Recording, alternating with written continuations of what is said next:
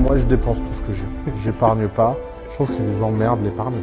Moi, je pense qu'il y a une seule crypto réussie, c'est le Bitcoin. Et tout le reste, c'est de la merde. Quand t'es un génie, tu t'appropries le travail des autres. Copier, c'est une œuvre de soumission.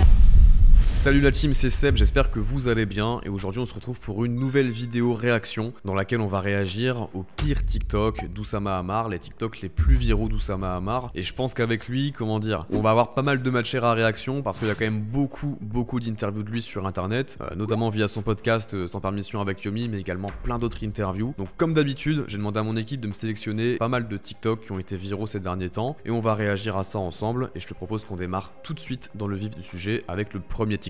Moi, je dépense tout ce que j'ai. J'épargne pas. Je trouve que c'est des emmerdes, l'épargne. Après, il faut penser à investissement, qu'est-ce que tu fais et tout. J'ai un système assez simple. Moi, je ne fais que des investissements dans des trucs où je peux faire x1000 ou tout perdre. Ok. Et j'investis cet argent comme un kiff, comme une dépense en fait. Ok. Donc je vois pas ça comme un investissement. Ok, donc je pense que pour la plupart, vous vous doutez bien que je ne suis absolument pas d'accord avec lui là-dessus et que je ne partage pas du tout sa vision. Je pense qu'il y a plusieurs profils de personnes. Généralement, on va avoir les personnes qui ont sa philosophie à lui, du ouais, dès que j'ai de l'argent, il y a 1 euro qui rentre, il y a 1 euro qui sort, je dépense tout, je mets pas de côté, etc. On va avoir l'autre extrême qui est pour moi tout aussi toxique, hein. C'est les personnes qui gagnent de l'argent, qui vont tout faire pour gagner de l'argent, mais qui mettent tout de côté et qui dépensent rien et qui se font du coup ni plaisir, qui s'achètent aucune expérience ni quoi que ce soit. Honnêtement, ça je trouve que ça a pas vraiment de sens parce que l'argent c'est un outil pour vivre des choses, c'est un levier. Moi j'ai toujours essayé de me situer un petit peu entre les deux. Et si je suis amené à penser comme ça aujourd'hui, à avoir cette philosophie un petit peu de l'entre-deux, c'est pas par hasard. C'est parce que j'ai tiré des leçons de choses que j'ai pu voir dans ma vie jusqu'à présent. Je connais des personnes qui se sont lancées dans le business en même temps que moi et qui aujourd'hui ont entre guillemets tout perdu. Pourquoi? C'est très simple, c'est parce qu'elles dépensaient tout l'argent qu'elles pouvaient gagner un mois après l'autre. Je pense que c'est très dur quand tu t'habitues à un certain train de vie de devoir régresser. Alors après, ça encore une fois, ça se discute, tu vois, quand t'oublies pas d'où tu viens. Moi je sais d'où je viens, demain je pourrais tout perdre, je serais tout aussi heureux en ayant tout perdu parce que voilà, j'aurais profité de cette période où j'avais de l'argent, j'ai pu profiter, j'ai pu découvrir des choses, mais ça va pas impacter mon niveau de bonheur. Par contre, je me dis autant maximiser le potentiel de pouvoir garder ce train de vie en ayant des investissements à côté, en ayant du patrimoine qui va travailler pour moi. En plus de ça d'ailleurs, ça peut me servir pour mettre à l'abri mes proches, pour mettre à l'abri mes futurs enfants, etc. Et je trouve ça un petit peu débile entre guillemets de vouloir tout claquer, même si c'est intéressant de vivre des choses voilà à l'instant T et quand on est jeune, etc. Mais je pense quand même que c'est hyper important de se sécuriser. Alors, faut pas non plus être dans l'extrême comme je le disais, mais voilà, si tu suis ma chaîne aujourd'hui, tu connais un petit peu ma philosophie. Moi, tous les mois, personnellement, j'ai une poche qui est allouée pour mes plaisirs, un certain pourcentage de ce que je gagne, et j'ai un autre pourcentage qui est alloué aux investissements. Et quand Oussama m'a dit que l'épargne, les investissements, c'est des emmerdes, encore une fois, je suis pas forcément d'accord avec lui. Aujourd'hui, si tu veux, tu vas ouvrir un compte titre sur un broker, tu vas investir dans un ETF, il n'y a rien de plus simple. Et aujourd'hui, un ETF, ça peut faire entre 5 à 10, 12% par an. Je veux dire, il n'y a rien à faire. Juste, t'envoies de l'argent sur ton compte titre, tu investis dans ton ETF monde et t'as rien à faire. Si tu veux te creuser un peu plus la tête et viser du 10%, etc., là, tu vas devoir te creuser un peu plus la tête. Mais encore une fois, quand t'as certains critères d'entreprise sur lesquels tu vas investir, tu fais le travail pendant un premier mois, tu vas lister une série d'entreprises, etc. Après, tu vas investir dedans. C'est plus ou moins passif. Ça va te prendre 1, 2 heures, 3 heures par mois de gestion à tout casser. Et le jour où tu as besoin de retirer ton argent, tu vends tes parts dans les entreprises que tu as achetées, tu récupères l'argent et l'argent est toujours là. L'argent c'est pas évaporé, tu vois. Et ce qui est bien aussi avec ça, c'est que quand tu vas avoir des revenus passifs qui sont liés à la bourse en l'occurrence, l'immobilier c'est encore différent, tu vois. L'immobilier, t'as quand même quelque chose de physique, il y a des locataires dedans, ils peuvent casser des trucs, faut mettre le truc sous gestion, faut trouver des locataires, faut renouveler, enfin c'est plus compliqué. Mais je veux dire, la bourse, honnêtement, il y a rien de plus simple que ça, hein. Tu t'envoies de l'argent, tu choisis tes entreprises, t'as tes critères, tout ça. Après t'as des dividendes, plus t'as de capital qui est investi dans ton compte titre, plus tu vas avoir de dividendes qui vont tomber. Et je veux dire, après, si tu veux arrêter le business ou si tu veux diminuer la cadence, ou même si malgré toi ton business ne marche plus, bah t'as toujours des revenus passifs et ton train de vie va peut-être diminuer par rapport à quand t'avais un business, mais tu vas pas retomber à zéro, tu vois. Et ça, je trouve que c'est assez important, même d'un point de vue mental et sécurité mentale, tu vois. Tu te dis, ok, là demain, je peux prendre une année sabbatique ou je peux avoir mon business qui s'effondre, j'ai le temps de me remettre dedans, de retrouver des idées de business, de me relancer, j'ai mes revenus passifs à côté. Alors après, par rapport à la stratégie d'investissement entre guillemets d'Oussama tel qu'il le partage dans la vidéo, pour moi c'est plus du gambling que de l'investissement. Et d'ailleurs lui-même le dit, il considère pas ça comme de l'investissement mais comme des dépense, un petit peu plaisir. Et il fait bien de le dire d'ailleurs parce que c'est important. Vouloir investir dans quelque chose qui va faire soit 0, soit x 1000, c'est clairement du casino, c'est pas de l'investissement, tu vois. Moi aussi, par exemple, dans ma poche d'investissement qui est dédiée par exemple aux crypto-monnaies, je vais avoir des petits sous-comptes où je fais du gambling, où je me dis tiens, ça peut-être que ça va faire x 50, x 100, x 1000, on sait pas. Mais le plus gros de mon investissement, c'est quand même des investissements qui sont, j'ai envie de dire, sécurisés, même si dans l'investissement il n'y a jamais vraiment de sécurité, mais c'est quand même des bons placements qui permettent d'avoir des revenus qui sont pérennes sur le long terme. Donc ça, par rapport à ça, j'ai pas envie de dire que c'est un mauvais conseil de la part d'Oussama parce que c'est pas un conseil, là il partageait juste sa vision, mais je ne la partage pas du tout à ce niveau-là. Allez, on enchaîne avec le deuxième TikTok, c'est parti. Quand j'étais prof à Sciences Po il y a 10 ans, une fois j'ai fait un exercice avec mes élèves, je vais acheter une vingtaine d'objets, okay. J'avais donné un au hasard à chaque élève, je lui ai dit tu vas sur eBay et celui qui vend l'objet le plus cher, il a gagné. L'écart type c'était 1 à 800 €. Pourquoi? Parce que la différence entre celui qui vendait 800 € et celui qui vendait 1 €, c'était pas la qualité du produit, c'était sa capacité à raconter une histoire. Or, qui dit raconter une histoire, dit en France raconter des bobards. Ce qui est intéressant dans une histoire, c'est pas l'absolu de sa vérité. Ce qui est intéressant dans une histoire, c'est ce qu'elle permet de comprendre et d'apprendre. Quand on achète un objet qui vaut 1 €, 800 €, qu'on le veuille ou non, la personne qui fait ce choix, il a une intention, il a un plaisir à faire ça. Là-dessus, je suis d'accord avec lui. Le storytelling, il n'y a rien de plus important pour pouvoir vendre quelque chose et justifier d'un prix élevé. Et ça d'ailleurs, ça me fait marrer parce que ça me fait penser du coup à un petit peu la vague de bad buzz qu'il y avait autour d'Oussama et ses histoires plus ou moins douteuses. Au final, là, il avoue à moitié que ces histoires sont fausses finalement. Il dit juste que le fond de l'histoire, on s'en fout un peu de savoir si c'est vrai. Ce qui compte, c'est le message qui est transmis derrière l'histoire et la finalité. Dans l'e-commerce, c'est quand même un peu différent parce qu'il n'y a pas tant que ça cette notion de storytelling, je trouve. Même si on peut quand même la retrouver d'une certaine manière, hein, les grandes marques aujourd'hui, tu vois, Apple, Nike, etc.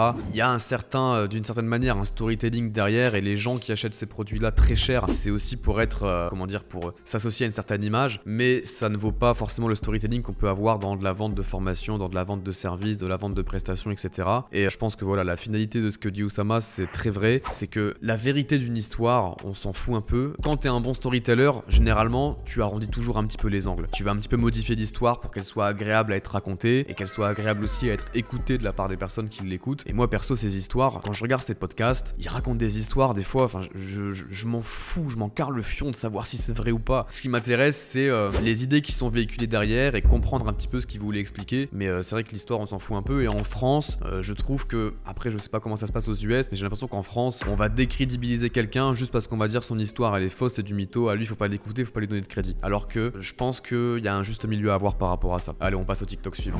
J'ai une petite de 4 ans là qui me dit oui, mon papa, il m'a dit que quand je serais grande, la planète, elle serait morte. Je me dis, mais c'est qui ce connard? mais non. Ouais. Et en fait, il faut pas être suroptimiste. Je suis pas naïf, mais les discours de pessimisme, de destruction permanent, faut arrêter de se foutre de la gueule du monde. Je vois pas qu'est-ce que ça nous apporte de déprimer tous nos enfants. Je vois pas où est le net positif en fait. Je vais même te dire un truc, il y a 4 ans, il y a un gars qui m'a dit, tu vois, j'étais dans un incubateur, il y a un mec qui m'a dit, ouais, je pars en vacances. Je dis, ah, tu vas où? C'est ses seules vacances, tu vois, c'était un daron. Et il me dit, je dis, tu vas en Indonésie, tu vas en Australie? Il me dit, oula, non, je vais dans le Vercors parce que je fais attention à mon empreinte écologique. Tu vois, j'avais genre 24 ou 25 ans et je me dis, mais, il y a des gens qui font ça. Et tu vois, à 25 ans, je savais même pas. En fait, je me disais, il y a des gens qui prennent pas l'avion à cause de ça. Et tu vois, genre, j'ai fait des études, tu vois, je lis beaucoup. Bien sûr, hein. Donc, est-ce qu'il n'y a pas aussi, il y avait quand même un manque de sensibilisation des gens à ça? Le sujet du climat, c'est un sujet qui est sensible en ce moment. Moi, je vais vous dire la vérité, c'est un sujet qui me casse les couilles. Et je suis pas climato-sceptique, et comme le dit Oussama, on sait tous qu'il y a des problèmes de pollution, qu'il y a des problèmes de montée des eaux, qu'il y a des problèmes, enfin, qu'il y a des enjeux climatiques. Mais putain, ça me rappelle une anecdote. Il y a quelques années, je suis rentré en France pour des vacances durant l'été, et j'ai revu un ancien pote que j'avais à l'époque en école primaire, au collège, etc. Et j'ai été très choqué de la conversation qu'on a eue, parce qu'avant, on avait des discussions comme tous les gamins, tu vois, des discussions à la con qu'on peut avoir entre mecs et tout. Enfin, c'était une ambiance assez chaleureuse et tout. Et là, quand on s'est revu, c'était en mode, ah putain, mais Seb, au fait, depuis que t'es parti et tout, t'as déjà calculé ton empreinte écologique, ah putain, et tout, nana. Enfin, le mec, je le sentais méga stressé et méga préoccupé par rapport à ça. Et il avait l'air aussi de me regarder d'un œil un peu hautain, tu vois ce que je veux dire? Il me regardait d'un œil, ah putain, toi, mais t'es vraiment un connard, quoi, t'en as rien à foutre de l'écologie. Enfin, il m'a pas dit ça, mais je l'ai senti comme ça. Du coup, pour rigoler, on a fait le test et tout, machin. J'étais sur son site à la con, là, du gouvernement, j'ai fait mon empreinte écologique écologique. Évidemment, je prends l'avion régulièrement, il n'y a pas un mois je prends pas l'avion, je roule dans des voitures qui font 500 chevaux, enfin toi t'as capté un peu le portrait. Par rapport à un mec comme ça qui s'est vachement gauchisé et qui est vachement devenu dans la religion du climat, etc. Le courant passait moins bien qu'à l'époque, tu vois, mais ça m'a vraiment cassé les couilles parce que je me suis dit, putain, en France, ils ont réussi quand même à retourner le cerveau des gens. Moi, je pense vraiment que l'être humain sait s'adapter. Alors, c'est sûr qu'on est en train de niquer notre planète, et ça, je dis pas le contraire. Après, on peut pas se rusher la faute à chacun, et on peut pas non plus forcément se dire, putain, bah, vu que la Terre est en train de cramer, moi, il faut pas que je monte mon chauffage à plus de 20 degrés l'hiver, machin, ou pas que j'utilise des douches trop longtemps, tout ça. Je pense que le problème, il est là, mais l'être humain va savoir s'adapter, et je pense que ça sert à rien de vivre avec une mentalité de défaitiste, parce que à quoi bon avancer si c'est ça? Autant qu'on arrête de vivre maintenant, tu vois, si la planète va exploser dans 100 ans, dans 1000 ans, ou dans je sais pas combien de temps,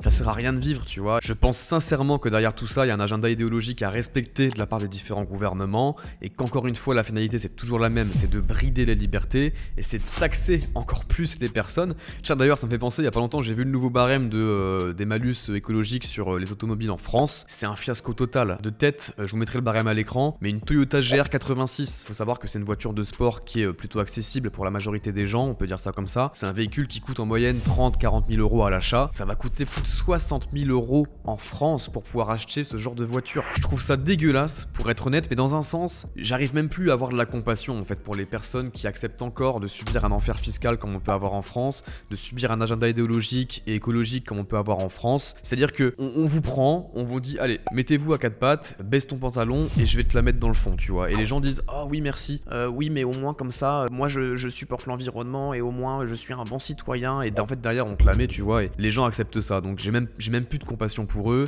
J'ai envie de te dire aujourd'hui, les personnes qui sont les plus éveillées, vous savez ce qu'il vous reste à faire, avoir vos propres revenus, être mobile et pouvoir vous barrer, tout simplement. Donc voilà, on enchaîne sur le prochain TikTok. Les grands artistes copient, les génies volent. C'est l'idée que quand t'es un génie, tu t'appropries le travail des autres. Copier, c'est une œuvre de soumission. C'est ah voilà, ça c'est l'original et je dois faire pareil. C'est un acte de soumission. L'acte entrepreneurial, c'est un acte de domination. Ah, c'est pas mal. Viens, je vais faire ma propre version. Blah. Merci, maintenant c'est à moi. Ouais, bah moi je suis un gros soumis et j'ai envie de te dire je le vis très bien parce que ça m'a rendu très riche. Non, j'ai envie de te dire, ce qu'explique Oussama dans ce TikTok là, j'ai l'impression que c'est un peu le paradoxe entre les start-upers et les entrepreneurs du web, tu vois. Il y a toujours un petit peu ces deux clans, j'ai l'impression. Moi personnellement, je me le suis jamais caché, j'ai toujours été dans le clan de ceux qui vont faire des petits business en copiant des choses qui marchent déjà, et c'est ce que j'invite tout le monde à faire. Aujourd'hui, tous mes business qui m'ont rapporté de l'argent, c'est pas des copier-coller, mais j'ai repris une idée qui marche. Quand je fais une boutique e-commerce en dropshipping avec AliExpress, j'ai repris un business model qui marchait, j'ai pas réinventé la roue. Quand j'ai hésité de créer une formation en ligne pour vendre mes compétences et pouvoir créer une communauté, etc., j'ai repris des codes qui marchaient, j'ai repris un business model qui marchait. Je pense que les personnes qui veulent réinventer la roue, alors qui veulent créer des nouveaux concepts, etc., alors c'est très bien, c'est très ambitieux, c'est des beaux projets, etc., tu vas avoir beaucoup de prestige en société, mais encore une fois, comme dirait Tougan Barra pour le clin d'œil, ce qui est important, c'est le profit, c'est pas le prestige. Sous-entendu en plus que le prestige vient avec le profit, généralement, et pas l'inverse. Donc moi je suis plutôt dans ce camp-là. Prendre pour exemple un business qui a été avéré, qui a fait ses preuves, on sait que ça fonctionne, et le dupliquer de ton côté à ta sauce, pour moi, encore une fois je le précise dans la légalité, hein, je te parle pas d'aller dupliquer un business de quelqu'un, je te parle de t'en inspirer, de le faire à ta sauce, c'est le meilleur moyen de faire de l'argent rapidement et d'être sûr de pas te tromper. Après bon, on connaît tous d'où vient Oussama, avec The Family, etc., c'était quelqu'un qui baignait dans le milieu des startups, donc c'est pour ça qu'il a cet avis sur la question, mais personnellement je pense que le plus malin c'est voilà, bête, méchant, tu prends quelque chose qui fonctionne, tu le fais de ton côté, et tout le reste on s'en bat les couilles. Bon allez, on enchaîne sur le prochain TikTok, c'est parti. De toute façon, t'as fait du dropshipping. Ouais. Quand tu fais du dropshipping, c'est qu'un sujet de marketing. Ouais. T'as un produit plus ou moins bien, ouais, et tu dois juste raconter aux gens de susciter le désir d'achat au moment où ils achètent. Ouais. Et au premier site de dropshipping, je l'ai pas vu, ouais, mais je suis sûr que t'as fait ce que tout le monde fait sur un premier site e-commerce. C'est un truc avec plein d'arguments. Et les gens, ils font des trucs très complexes, ils essaient de te convaincre et machin. Puis un jour, tu comprends qu'en fait, c'est des trucs que tu trouves le plus ridicule, qui te mettent mal à l'aise, où tu dis best product ever for you and only you. Et tu dis mais c'est pas possible que ça marche. Et là, ça vend. Et ce jour-là, ça crée dans ta tête une fracture. Une fracture entre qui tu es et ce que tu sais, ce que les gens veulent. Et cette séparation, t'en reviens jamais. Ah là, je suis 100% d'accord. Et les gars, je vous jure, quand j'ai lancé mes premiers shops, c'était exactement pareil. je voulais, encore une fois, on en revient à ce que je disais juste avant, mais je voulais réinventer la roue et j'étais en mode ah ouais non moi je peux pas m'inspirer des sites où il y a full marketing, mon produit c'est le meilleur, tous les avantages machin. J'étais en mode ah ça fait trop marchand de tapis quoi, je peux pas faire ça, ça va pas marcher. Du coup j'ai fait mes sites à ma manière et en fait ça n'a jamais marché.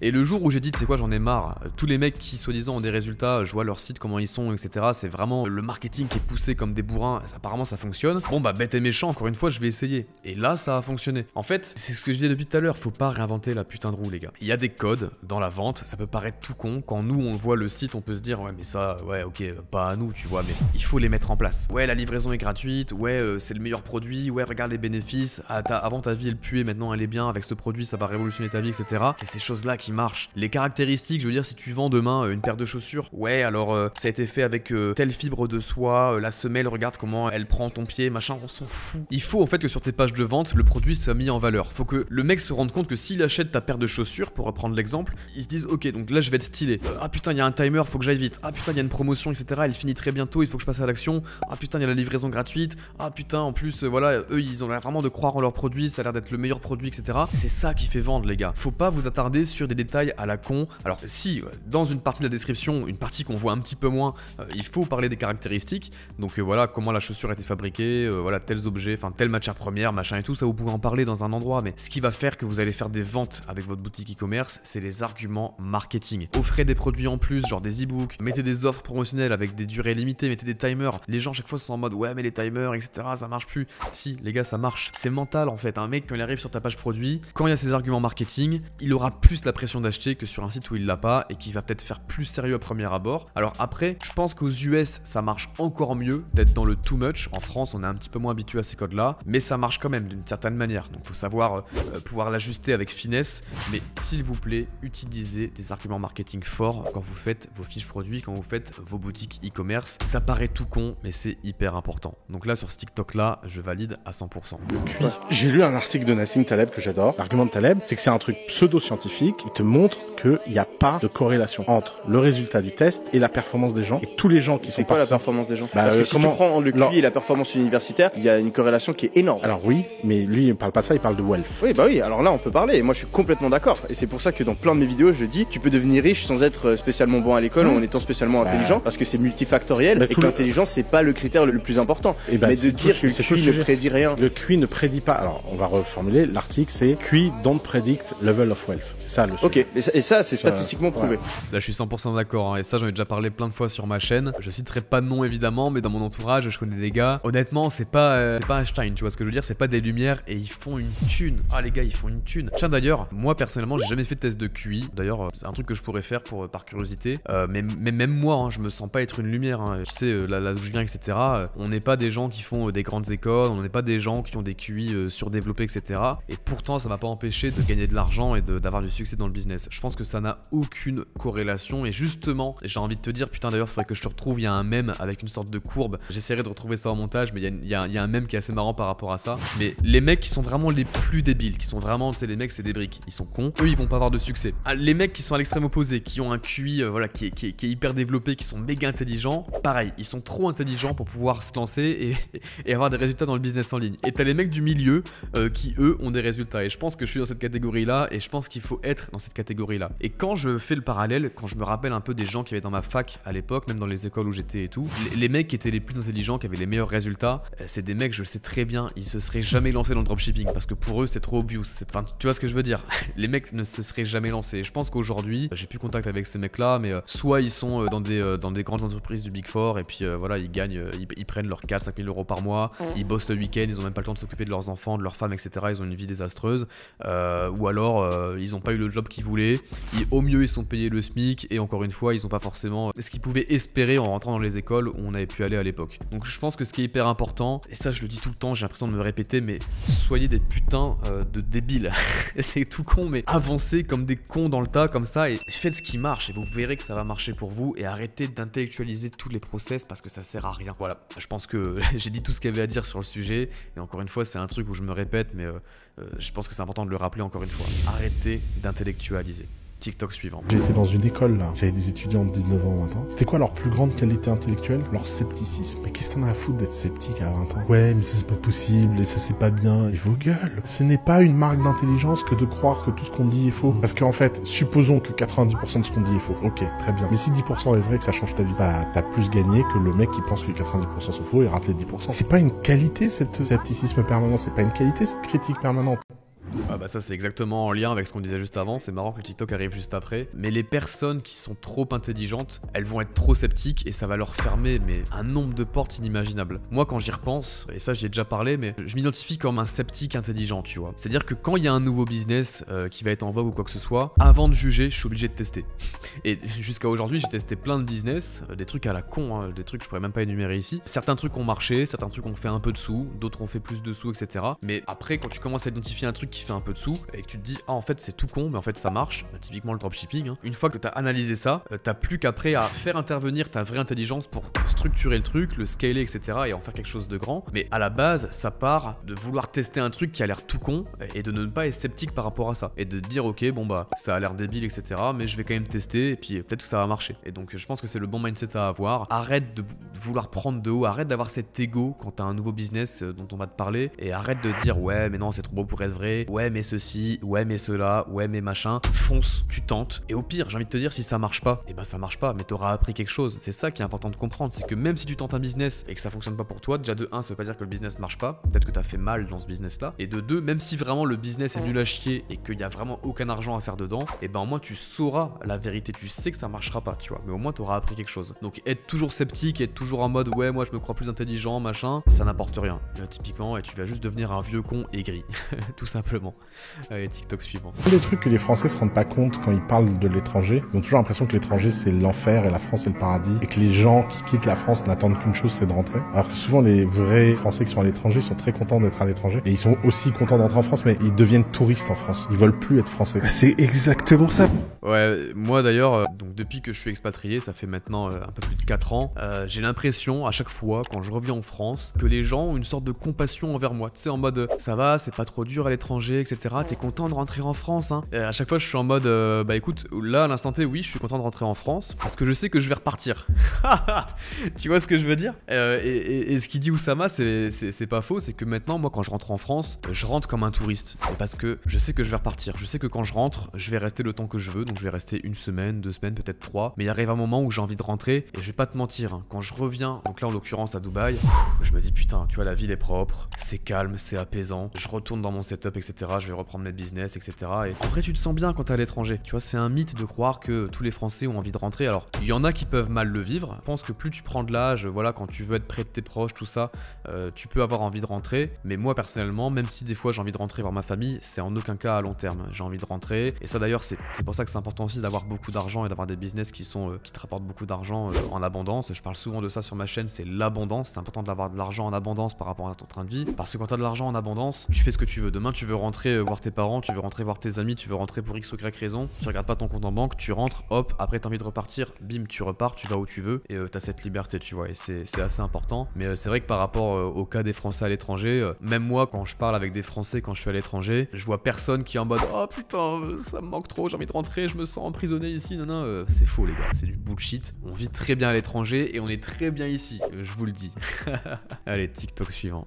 Tu me dirais, vas-y, tu coupes un doigt et on te donne l'identité de Satoshi. Je prends un couteau, là, je coupe le doigt. Direct. T'imagines, t'es la CIA, combien t'as dépensé d'argent pour savoir qui est Satoshi? Obama, il a passé 8 ans à être obsédé par ça. Obama, il a créé une division de la CIA dédiée à découvrir l'identité de Satoshi qui a abandonné officiellement. Les gens se rendent pas compte, mais le vrai succès d'un truc, c'est quand le fondateur est oublié. Être oublié, c'est la marque ultime du succès le plus ultime. C'est quand ce que tu as créé est tellement évident qu'on sait plus qui tu es. Et lui, il a réussi à faire ça à la création. Moi, je pense qu'il y a une seule crypto réussie, c'est le Bitcoin. Et tout le reste, c'est de la merde. Ça, c'est intéressant parce que je partage vraiment pas la vision d'Oussama là-dessus. C'est intéressant d'ailleurs qu'on parle de crypto du coup par rapport au TikTok parce qu'on en parle pas souvent. Moi, par rapport au Bitcoin, je souhaite à tout prix qu'on ne découvre jamais l'identité de Satoshi Nakamoto parce que ça participe au mythe et je pense en plus de ça que si on découvrait vraiment qui c'était, on perdrait un petit peu la magie du Bitcoin. Tu vois ce que je veux dire? Pour moi, ce qui fait que le Bitcoin est le Bitcoin, c'est qu'on ne sait pas l'identité du créateur, enfin du ou des créateurs parce qu'on ne saura jamais vraiment. Et le fait que Obama ait passé 8 ans de sa carrière à découvrir son identité,